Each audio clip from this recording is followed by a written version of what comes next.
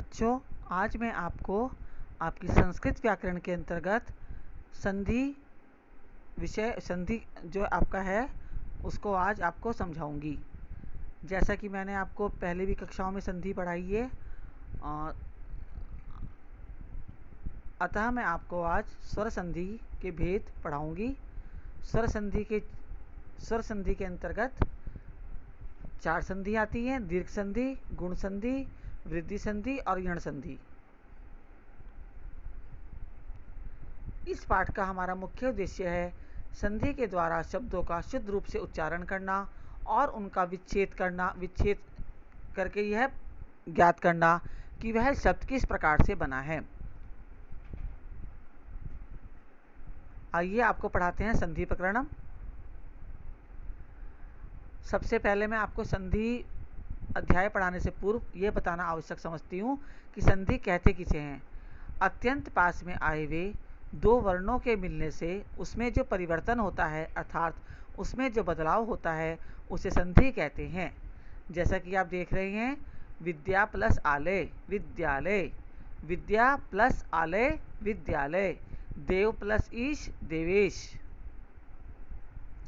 स्वर संधि के भेद: नंबर 1 दीर्घ संधि, नंबर 2 गुण संधि, नंबर 3 वृद्धि संधि और नंबर 4 यण संधि। अब आइए आपको दीर्घ संधि बताती हूँ।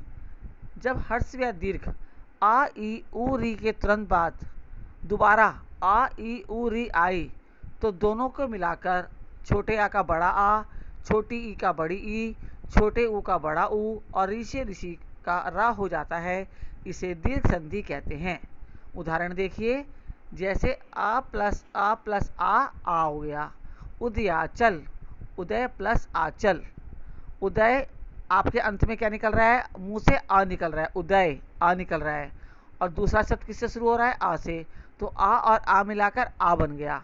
तो इधर देखिए आप, उदया यानी आ की मात्रा लग गई, उदयाचलहा। देव आलय, देव प्लस आलय, देव मुंह से क्या निकल रहा है? अंत में आ निकल रहा है, देव आ यानी। और हमारा दूसरा शब्द किससे शुरू हो रहा है? आ से। तो आ प्लस आ मतलब बड़ा आ, और बड़े आ की मात्रा देवालय। उसी प्रकार आपका तथापि, तथा प्लस अपि, तथा यानी आ, तथा के मुंह से आ, तथा के बाद आ निकल रहा है, और अपि यानी आ, तो दोनों को मिला के क्या बन गया? आ बन गया। तो तथापि यानी आ की मात्रा, तो तथ प्लस अपि तथापि। आ हटाकर मात्रा लगा देंगे, तथापि। विद्यालय, विद्या प्लस आलय विद्या, आ निकल रहा है मुंह से स्वर, और दूसरा स्वर भी आ है, तो दोनों को मिला के बड़ा आ, और बड़े आ की मात्रा लग जाएगी आ की जगह। जो आलय है उसमें से आ हटाकर आ की मात्रा लगा देंगे, विद्यालय। इसी प्रकार आप ये देख रहे हैं दीर्घ संधि के और उदाहरण। अब है आपका गुण संधि। यदि आ या आ के तुरंत बाद हर्ष या दीर्घ ई, बड़ी ई, छोटा ऊ, बड़ा ऊ, री से ऋषि री आए तो दोनों के स्थान पर ए, औ, अर अथवा अल हो जाता है। इसे गुण संधि कहते हैं। उदाहरण देखिए, सुर प्लस इंद्र सुरेंद्र। सुर यानी आ निकल रहा है मुंह से, और दूसरा शब्द क्या है? इंद्र। तो आ और ई मिला के क्या बन गया? ए यानी ए की मात्रा। तो रा पे किसकी मात्रा आ गई? ए की मात्रा। उसी प्रकार गंगा उत्कम, गंगा प्लस उत्कम। गंगा यानी आ, गंगा यानी आ निकल रहा है, और दूसरा शब्द क्या है? उत्कम। तो आ और ऊ मिला के क्या बन गए? ओ। तो गंगो यानी ओ की मात्रा आ गई, गंगोत्कम। अब तीसरा देखिए, बसंत ऋतु। बसंत यानी आ निकल रहा है, और ऋतु का रा हो रहा है, और ऋषि ऋषि आ रहा है, तो इसमें क्या कर देंगे हम? ता के ऊपर रा बना देंगे, बसंत ऋतु। देव प्लस ऋषि, देव यानी आ, देव स्वर क्या निकल रहा है? आ, और ऋषि ऋषि, तो यानी कि जो रास ऋषि है उसको हम ऊपर वाला रा बना देंगे, देवर्षि। माता प्लस लिकारहा, माता यानी आ, री मतलब ला, तो रे का ला हो जाता है, तो इसमें हो जाएगा री का ला का मतलब आधा ला, तो मात लकारहा। वृद्धि संधि। जब यदि आ या आ के तुरंत बाद ए या आई आए तो दोनों के स्थान पर ए हो जाता है। यदि आ या आ के तुरंत बाद ओ या औ आए तो दोनों के स्थान पर औ हो जाता है। यह वृद्धि संधि होती है। वृद्धि मतलब बड़ा, जो छोटा है वो बड़ा बन जाता है, जैसे कि आ या आ मिलाकर ए या आई कैसे बने, तथा प्लस ए नहीं तव प्लस ए, तव यानी आ और ए, आ और ए मिल गया ए, तो यानी ए की मात्रा तवेव। आ और अगला वाला उदाहरण देखिए आप, मम प्लस औदार्यम ममोदार्यम, मम यानी आ स्वर निकला और दूसरा शब्द क्या है ओ, तो आ और ओ मिला के बन गया ओ, तो देखो ममो पर ओ की मात्रा आ गई। अब है आपका जन संधि।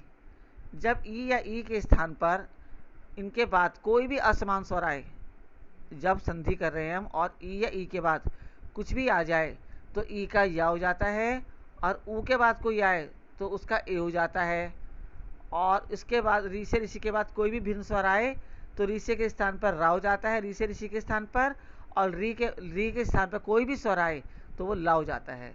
देखिए जैसे कि यदि प्लस अपी, यदि यानी ई और ई के बाद असमान स्वर क्या आ गया, आ गया, तो ई और या आ मिला के क्या हो गया या। आप मुंह से बोलो ई और या मिला के क्या हो जाएगा, या। तो देखिए यद्यपि ऊ या ऊ मिलाकर कोई स्वर आए तो देखिए सु आगतम, यानी सु यानी ऊ, छोटा ऊ आ रहा है, और अगला शब्द क्या है आ, तो ऊ और आ मिला के क्या बन जाएगा, वाह। आप उच्चारण करके देखिए, ऊ और आ मिला के वाव निकल रहा है आपके मुंह से, तो स्वागतम। इसी प्रकार पृथ प्लस आज्ञा, री से ऋषि आ रहा है देखिए, और यहाँ पर आ रहा है तो था कि री का रा हो जाता है तो पित्राज्ञा, और उसी प्रकार ला का ला हो जाता है तो री प्लस अकारह लकारह, यानी री हटा देंगे और आ जाएगा लकारह। अब संधि हमने जो अध्याय पढ़ा है, बस इसका यही निष्कर्ष निकलता है कि भाषा को, क्योंकि संस्कृत भाषा अपने आप में बहुत गूढ़ भाषा है, और यदि हम इतना बड़ा बड़ा लिखेंगे तो हमें पढ़ने में परेशानी होगी, लिखने में परेशानी होगी, तो भाषा में संक्षिप्तता लाने के लिए संधि का उपयोग करते हैं, और इसी प्रकार हमें संधि का भी ज्ञान हो जाता है। अब ये आपकी प्रतिदिन की प्रश्नोत्तरी है, इसमें आप जो है आप संधि के कुछ आपको प्रश्न उत्तर दिए गए हैं, और आपका जो मैंने पाठ पढ़ा है इसके आधार पर आप इसके उत्तर दे सकते हैं। और ये आपका साप्ताहिक कार्य है, असाइनमेंट जिसे आप बोलते हैं, इसमें संधि के नाम छिपे हुए हैं, इसमें से आपको संधि के नाम ढूंढकर लिखने हैं। धन्यवाद।